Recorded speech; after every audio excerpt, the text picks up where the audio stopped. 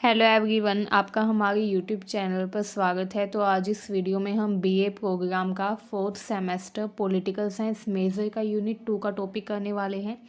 तो आपने अगर सिलेबस देखा होगा तो आपके यूनिट 2 में जो टॉपिक दिया हुआ है वो नीति आयोग के बारे में है। नीति आयोग क्या करता है? नीति आयोग का मेनली काम होता है पॉलिसीज़ बनाने का। ठीक है, नीति आयोग का निर्माण कब हुआ था, नीति आयोग के क्या क्या काम हैं, ये सब कुछ आज इस वीडियो में हम डिस्कस करेंगे कंप्लीट। तो अगर आप हमारे चैनल पर पहली बार आए हैं तो सब्सक्राइब कर लीजिए ताकि हमारी हर वीडियो की अपडेट आपको टाइम से मिलती रहे। तो चलिए स्टार्ट करते हैं अपने टॉपिक को। नीति आयोग जो है, इसकी अगर हम फुल फॉर्म देखें तो नीति आयोग का पूरा नाम है national institution for transforming India. ठीक है, नीति आयोग जैसे कि आपको नाम से पता चल गया, नीति आयोग मतलब कि ये ऐसा आयोग है, ऐसी संस्था है जो नीतियाँ बनाता है, पॉलिसीज़ बनाता है। क्यों बनाता है नीतियाँ? ताकि कंट्री का डेवलपमेंट किया जा सके, ताकि कंट्री का विकास किया जा सके। ठीक है, नीति आयोग भारतीय सरकार के लिए एक थिंक टैंक के रूप में काम करता है। थिंक टैंक का मतलब क्या होता है? मतलब ये ऐसी नीतियाँ बनाता है जो सरकार इम्प्लीमेंट करके अपनी कंट्री में डेवलपमेंट कर सकती है। ठीक है, तो सरकार को क्या करना चाहिए वो सोचने का काम किसका है? नीति आयोग का। ठीक है, कि सरकार को क्या क्या नीतियाँ बनानी चाहिए, ये सब कुछ सोचने का काम नीति आयोग का है। इसीलिए नीति आयोग सरकार के थिंक टैंक के रूप में काम करता है। तो ये भी काफ़ी इम्पोर्टेंट है। ठीक है, नीति आयोग इस चीज़ पर फोकस करता है मेनली कि जो डेवलपमेंट है, जो विकास है, वो नीचे से ऊपर की तरफ हो। मतलब कि लो लेवल से अपर लेवल तक कंट्री का डेवलपमेंट होना चाहिए, विकास होना चाहिए। ठीक है, गांव से लेकर शहर तक, छोटे राज्य से लेकर बड़े राज्य तक, हर राज्य में विकास होना चाहिए, तभी भारत का संपूर्ण विकास हो पाएगा। तो नीति आयोग इस चीज़ पर जोर देता है। ठीक है, नीति आयोग आर्थिक नीतियाँ बनाता है, आर्थिक नीतियाँ बनाता है ताकि देश की अर्थव्यवस्था सुधरे, क्योंकि अर्थव्यवस्था अच्छी होगी तो देश जो है वो अच्छे से विकास कर पाएगा, विकसित हो पाएगा।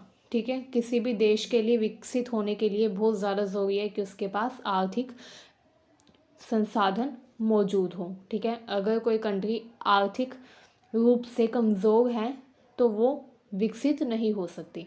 तो जो नीति आयोग है वो इसी चीज़ पर फोकस करता है कि कैसे जो राज्य हैं, जो देश हैं, उसको आर्थिक रूप से सशक्त बनाया जाए, कौन कौन सी ऐसी नीतियाँ बनाई जाए जिससे आर्थिक विकास हो। ठीक है, तो ये भी आप लिख सकते हैं अपने एग्ज़ाम में।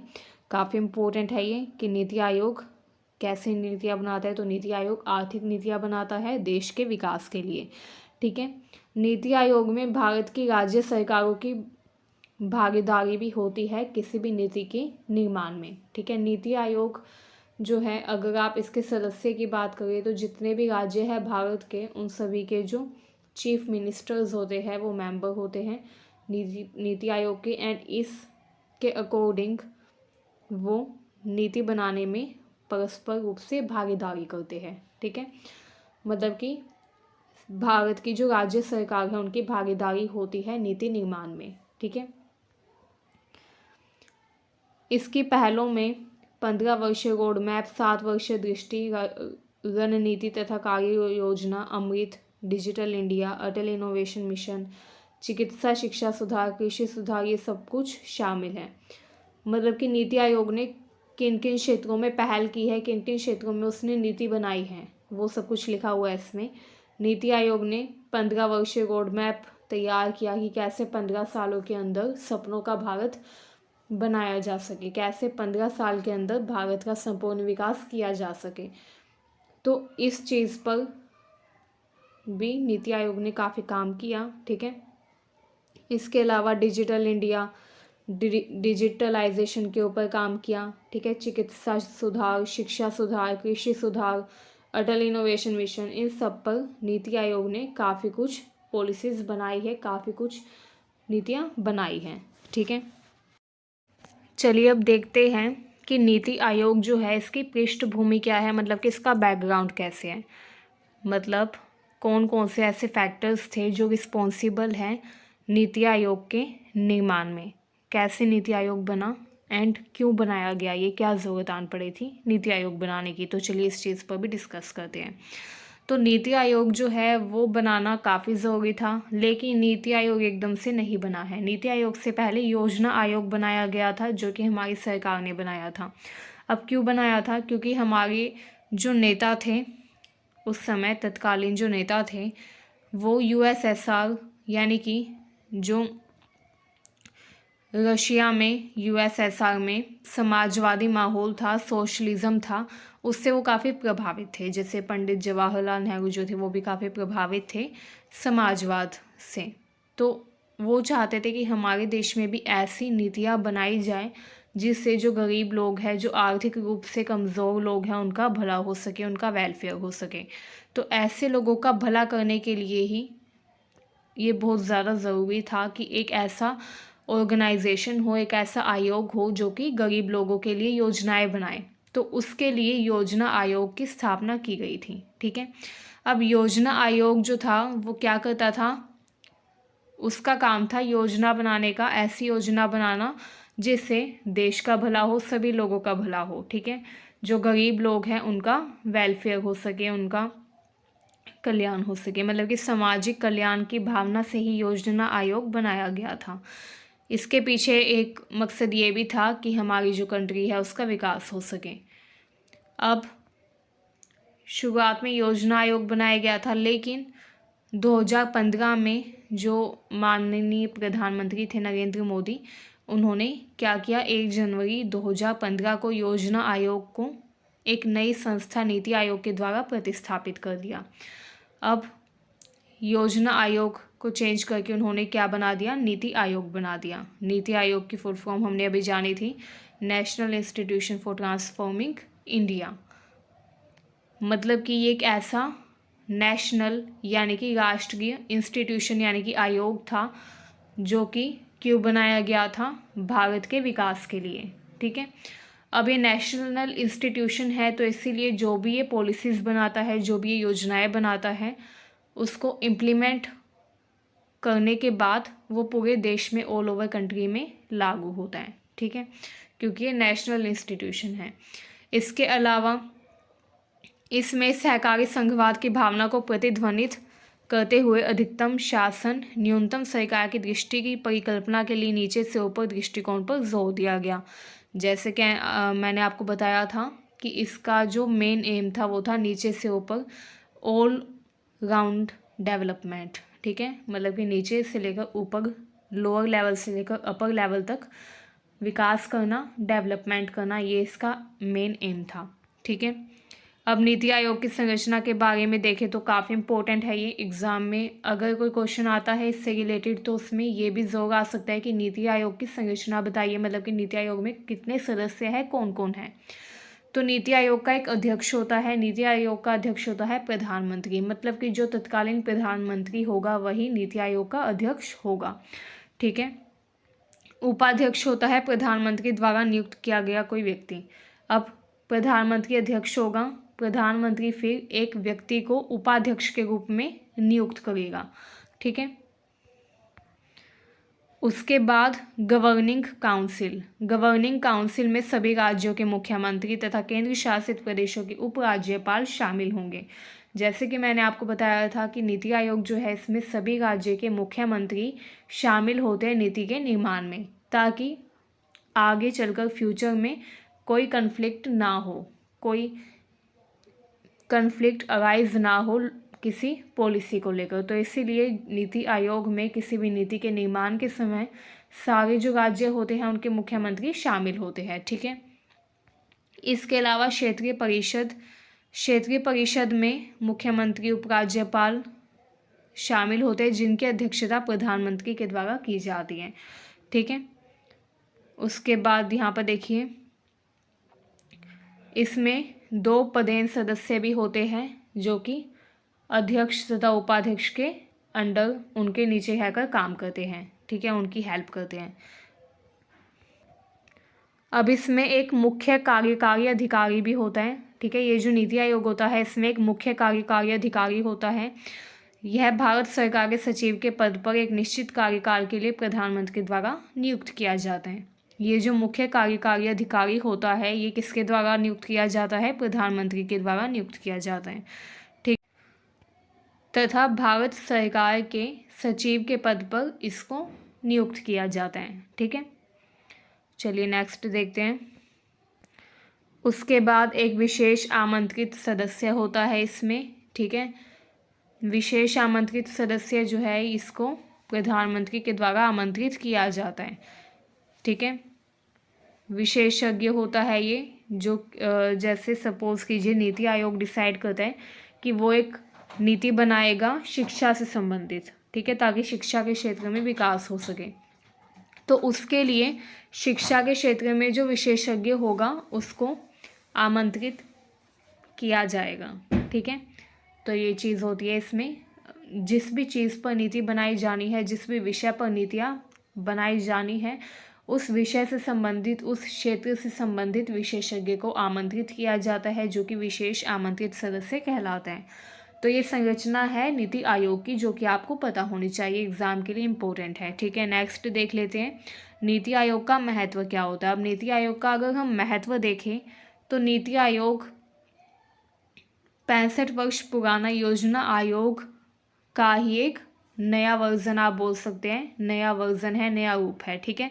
पहले योजना आयोग था, 2015 में उसको नीति आयोग से रिप्लेस कर दिया, ठीक है। अच्छा, भारत एक विविधतापूर्ण देश है तथा इसके राज्य अपनी ताकत व कमजोरियों के साथ आर्थिक विकास के विभिन्न चरणों में है। तो जैसा कि आपको पता है कि भारत एक विविधता वाला देश है, तो ये काफ़ी ज़्यादा ज़रूरी है कि एक ऑर्गेनाइजेशन हो जो कि ऐसी नीतियाँ बनाए जिससे संपूर्ण विकास हो सके भारत का, जिससे आर्थिक विकास हो सके, ठीक है। इसके अलावा नीति आयोग का काम होता है आर्थिक नियोजन करना, मतलब कि आर्थिक क्षेत्र में विकास के लिए योजनाएं बनाना, ठीक है। चलिए अब देख लेते हैं कि नीति आयोग की विशेषताएं तथा नीति आयोग के उद्देश्य क्या है, ठीक है।